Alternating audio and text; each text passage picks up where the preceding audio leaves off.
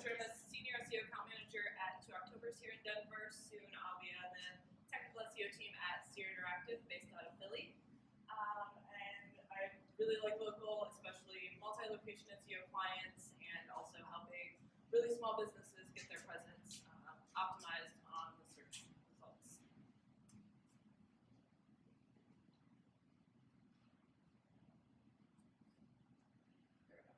Alright, so some key ranking factors that Google has. Google has ranking factors, obviously, that apply to organic results. There's also a completely and sometimes similar set of ranking factors that apply as far as local SEO goes. Looking at the Google My Business listing is obviously a ranking factor. Citations, reviews, local links, on-page factors, and behavioral factors. So we'll touch briefly on each of those topics as we move through the deck today. And then I linked to a Moz blog post recently that kind of gives a lot more in-depth to all of the ranking factors, and I'll also tweet out the deck after the meetup, so you guys don't have to feel like you have to take pictures or any of that fun stuff. So looking at the Google My Business listing, there's all kinds of features when it comes to the Google My Business listing. Categories, photos, reviews, posts. Google has the category, which is obviously whatever your business does. Choosing your category can really make or break a Google My Business listing. So when you're setting up a Google My Business listing for yourself or for a client, figuring out what your competitors are listing as their category can really set you apart. If you do heating and cooling, but your main competitor always lists air conditioning repair, and you list heating repair, then there's a very good chance you're not going to rank very well and come up against your competitors. So having the same category as your competitor.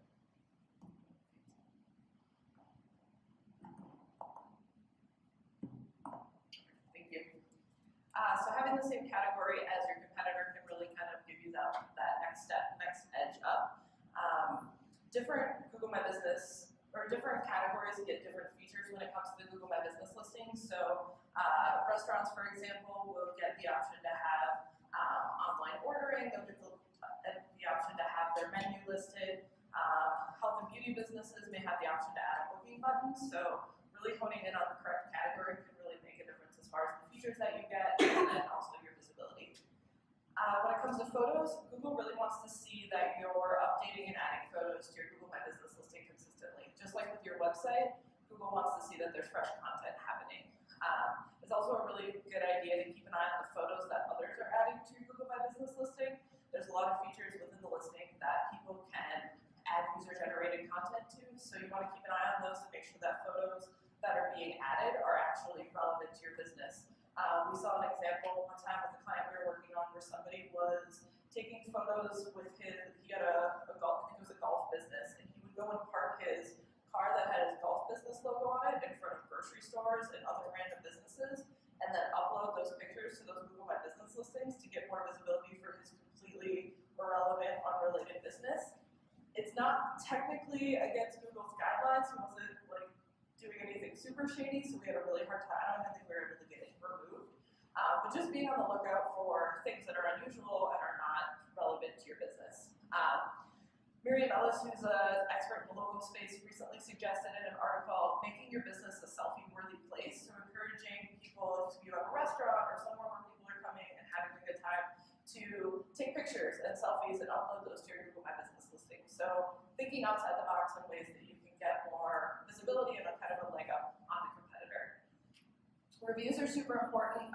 We'll touch on those in just a second on a completely different slide. Google My Business posts. So Google recently introduced the Google My Business post a couple of months ago, or I think it's about like six to 8 months ago now. It's kind of like a social media post. It shows up.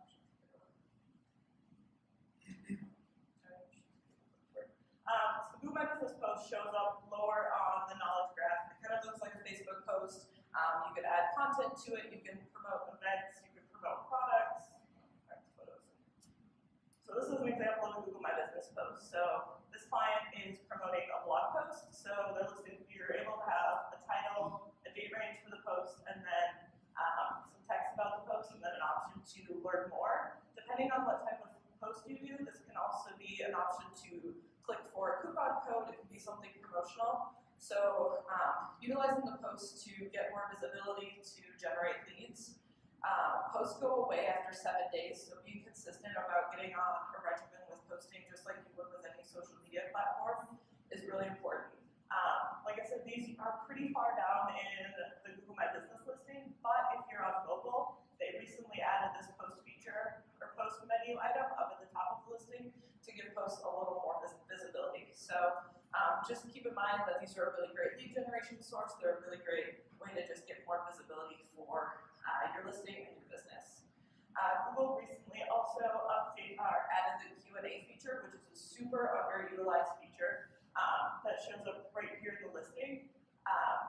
People don't realize you have the option to feed that. So as the business owner, and then just anybody in the general public can post questions and post answers. So one, staying on top of that to make sure that the questions and answers that are being posted and responded to about your business are valid and relevant.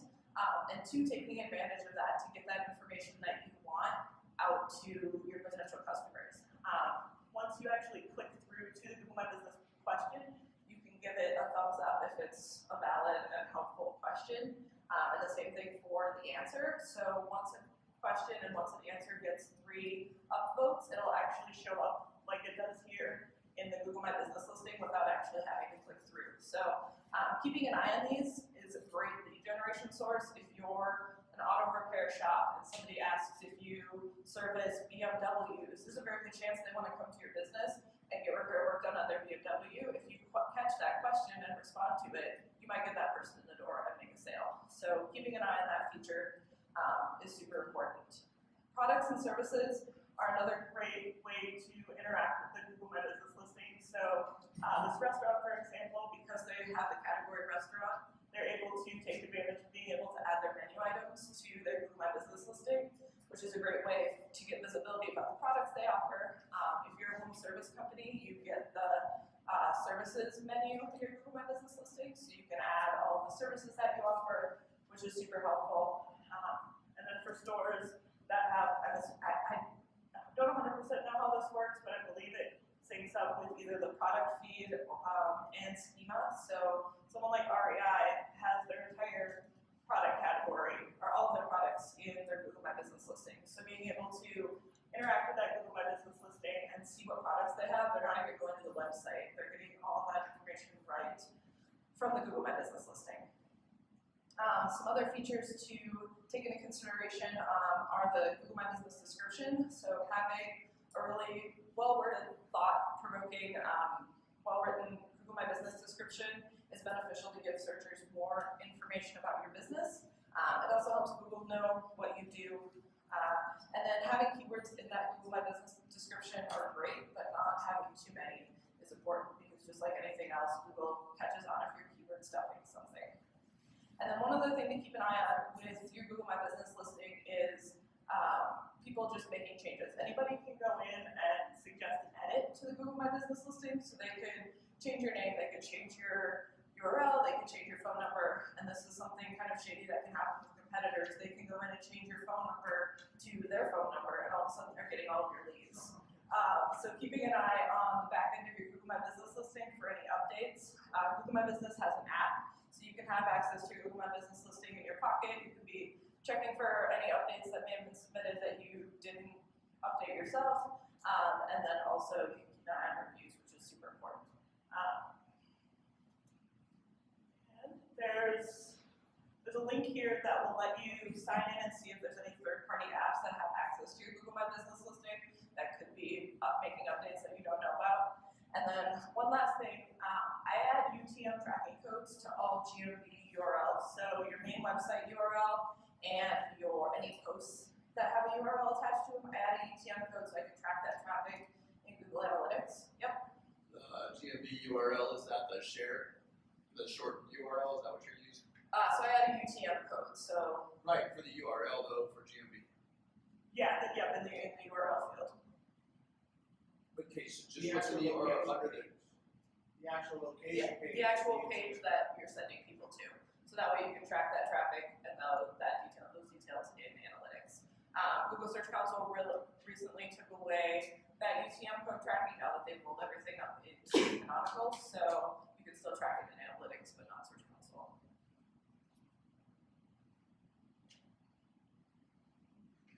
So citations is something that a lot of people still have questions about. They definitely don't hold the same power that they used to, as a way to suddenly get a leg up on your competition and stand out in local search results. But they're definitely something to still pay attention to with NAC consistency, which is name, address, phone number, consistency with the website, and then all the different citation sources out there. It's really easy to get inconsistencies in the website URL or the phone number or something like that. So utilizing a service like Moz Local or White Spark or something like that will help you push out all of your correct business information to multiple citation sources is definitely still important in Google's eyes. It's also super important for brand building, especially if you're a hyper-local business like a doctor or a lawyer. Having that consistent information across different sources is really important. And then also having a citation profile that is diverse. So if you're a doctor, having your citation information in all the different things that are citation places and directories like health grades that are relevant to the medical field or something that Google looks at to see that you definitely have a broad reach and that you're valid in the field that you're in.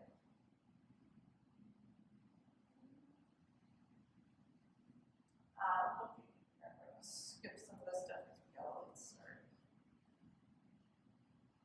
So talking about reviews. Reviews are definitely a huge ranking factor. Reviews show people that are looking for more information about your business, if you're trustworthy, if people have had a good experience with you, what kind of experience they've had with you, and then Google also looks at those. They want to know that people find you trustworthy, that they've had a good experience with your business. Having more reviews and a better star rating can mean an increase in search visibility. If you have more reviews and a better rating than your competition, that translates to more customers and more leads for you. Google is not opposed to reaching out for reviews, but offering something in response for those reviews is definitely something that Google does not like. So including your review link in emails, text messages, any communication you have with clients is a super easy way to prompt customers to leave a review for you.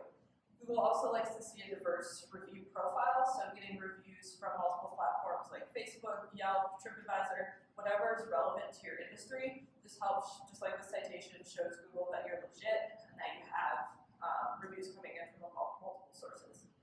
Responding to reviews is just as important as having them. So if you have people leaving reviews, you're not, especially negative reviews, I feel like responding to negative reviews is almost more important than responding to the positive reviews. So that's why the Google My Business app is super helpful.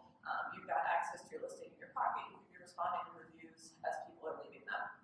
There's also review management software like GatherUp that's really great for managing all aspect of review generation, especially if you're a small business and you're trying to do a lot of different things. You can upload an email list to something like GatherUp and it'll shoot out requests for reviews at different time intervals, and it'll help you template everything. GatherUp, one of their more advanced packages, also lets you manage your Google My Business questions and answers, which is super helpful. And then on the flip side of all the positive reviews, review spam is also a real thing. So people leaving shady reviews or reviews that are completely irrelevant to your business on your Google My Business listing. So we host, at October's, we host the Google Analytics Meetup, and we had somebody come and leave a review on our Google My Business listing that said we had horrible food or bad food or something. Well, we served pizza at the Google Analytics Meetup, and we didn't have vegan pizza when they showed up. So he just left this review, and then after more investigative work, we realized this person had been leaving like really crappy reviews across multiple business listings, not only in Denver but in different states, which is a really good example of review spam. So trying to report that as much as possible on your own listing if you're reviewing client listings. It's definitely an uphill battle, but it's something that's gaining a lot more traction in the SEO community, and people are trying to get Google to take it more seriously. Yeah. On the reviews, how does Google verify, or how well does Google verify the legitimacy of a review? Like, can anybody just create a random new fresh account?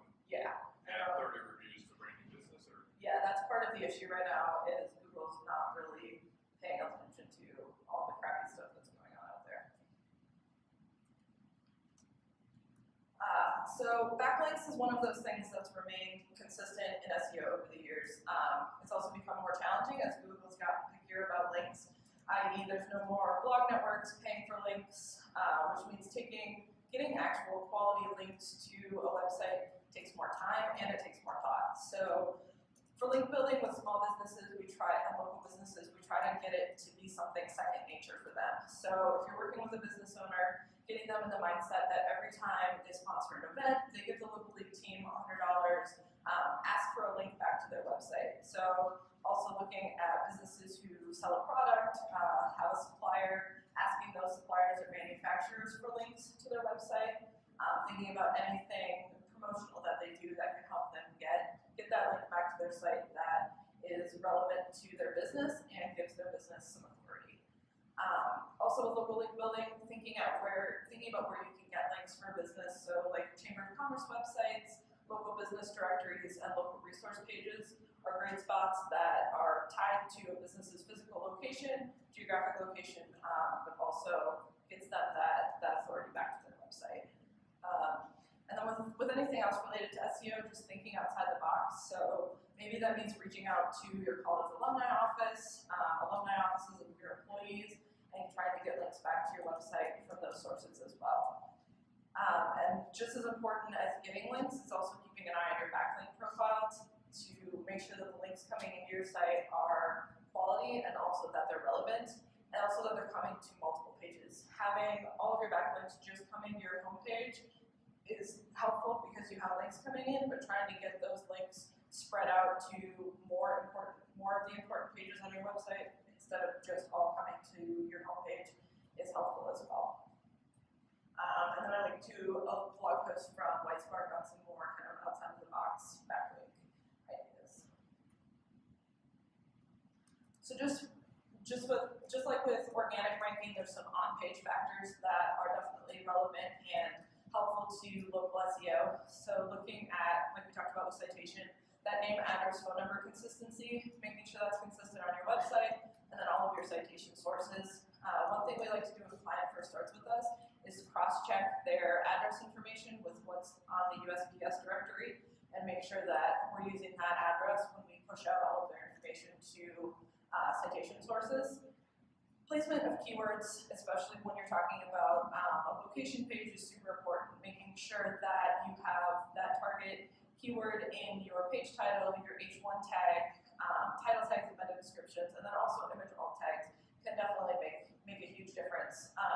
So if you're focusing on like Denver beer company, so making sure Denver's in that description for each of those location pages, they have multiple breweries, that sort of thing. Just like we talked about with link building, internal link structure is also super important. So making sure that you have blog posts that are linking to service pages, and is a great way to have that internal linking structure inside of your content on your website. Thinking about location pages, especially if you're a multi-location business like Home Depot that has hundreds and hundreds of locations across the country. Those location pages can really be an asset to your website, but if they're not set up properly, they can also really hurt you. You'll often go to a multi-location website and you'll see the same repetitive content on every single location page you visit, and that's not helpful. That's not helpful to Google. Like, they're gonna catch on and realize that you're just adding the same content to every page, and it's not helpful to the users. You want that location page to be helpful to the user, and you want it to be a resource for them to find out information about that specific location.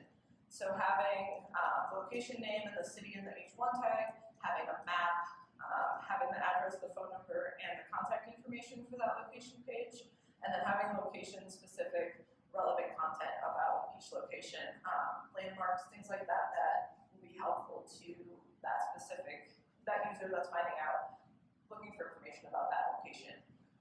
Testimonials or client reviews are also a great addition to have to location pages, and something that can help make you have unique content between individual location pages.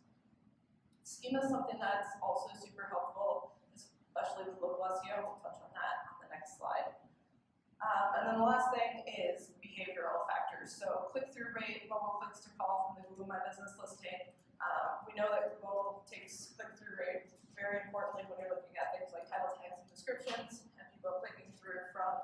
search result, it's definitely something they take into consideration with local SEO too. Are people clicking through from your Google My Business listing to your website?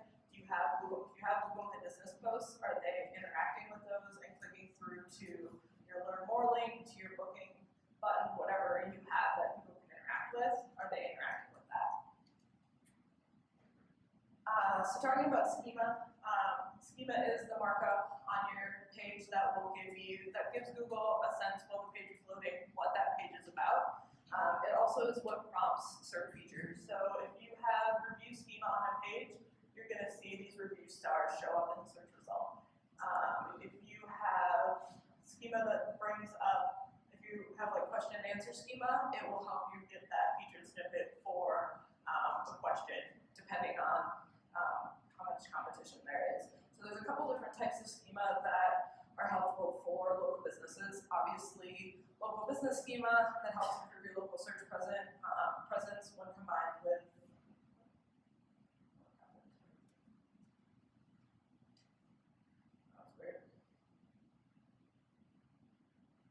local business schema when combined with the Google My Business listing can give you some of those search features.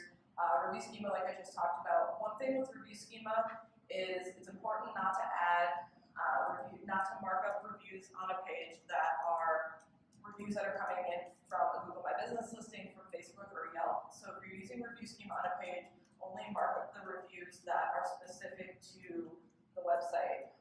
Google, for some reason, doesn't want you marking up reviews that are coming from a third-party platform.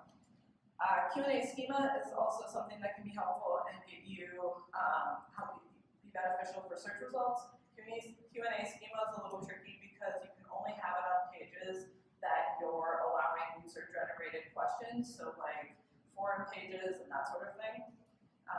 Event schema can help trigger your events to show up in the Google My Business listing, which can be helpful. So, like, we host the Google Analytics Meetup. These are actually pulled in from the Meetups. They're either being pulled in from the Meetup site or from Eventbrite. I can't remember which service we're using, but event schema should populate this. In theory, there's been a lot of talk on Twitter lately about some challenges with getting event schema to always fire correctly and get it to show up in the Google My Business listing. We're seeing events posted on Eventbrite and on Meetup.com and other third-party sites. We're seeing those pop up in the Google My Business listing a lot faster. So if you really want to have your event show up, I'd suggest putting them on one of those platforms as well as on your website. And then job posting schema is another schema type that can be really helpful to mark up your job postings that you have on your website and get more visibility and bring in people via that route. And then just a couple stats on schema. So Rotten Tomatoes saw a 25% higher click-through rate on pages that were marked up to schema, and the Food Network saw a 35% increase in visits for recipe pages that were marked up to schema as well. Steal My JSON is a really good site to get some schema templates if you're new to schema and you don't want to try to write all that code yourself. And then Google has a structured data testing tool that you can either drop a URL into, or you can drop actually your schema code and make sure that it tests and validates properly before you put it on your website. We're running a little short on time, so I'm not going to walk through this process with you guys, but one thing that I've kind of developed and have been working on for some of our clients is a local competitor audit. So basically taking 3 to 5 keywords and then identifying 3 to 5 competitors for each of those keywords to see what they're doing as far as their Google My Business listing and a bunch of different factors on their website related to local. So there's some tools. Mobile Moxie is a great local rank tracking tool that gives you local visibility, and Local Falcon. Both give you a really good sense hyperlocally of who's ranking for what keyword in a certain area. And then I've got a link to the whole audit process here, and then the spreadsheet template that I use when collecting data. So really kind of the gist of it is to see what competitors are doing, what you can do to outdo those competitors, and then there's also a piece in there for looking at spam in the competitor listing. So we talked about review spam, but also looking at things like, do they have words description or the title. And then also looking at different factors on their location page. As far as Google My Business spam goes, it's crazy how impactful it can be in a really quick time frame. So there was a guy at the Boulder Meetup last week who was coming up second for Denver SEO training, I believe. And there was a site that was ranking above him that had nothing to do with SEO training. He just had Denver SEO training and consulting in his Google My Business title. Well, if you go to his website, it doesn't say anything about Denver SEO training. That wasn't his business name. So I did a suggested edit and pulled that out. Within 15 minutes, I had an email from Google that that edit was confirmed. And the next morning, I did an incognito search and he was ranking #1 again. So actually staying on top of the competitors in your space, especially with things like the legal field, are super competitive. Staying on top of what competitors are doing can really make a difference for your customers. And then just a couple quick takeaways. So spend time in the SERPs. One thing I'm super guilty of is not spending enough time in the actual search engine results on both mobile and desktop. See how things are changing. See how your business is coming up. You'd be surprised at what you see when you actually spend time there. And then don't be afraid to test things out. The way we learn and the way we see what works and what doesn't is to test things out. If anybody has any questions, I'll be around and I'll share this deck.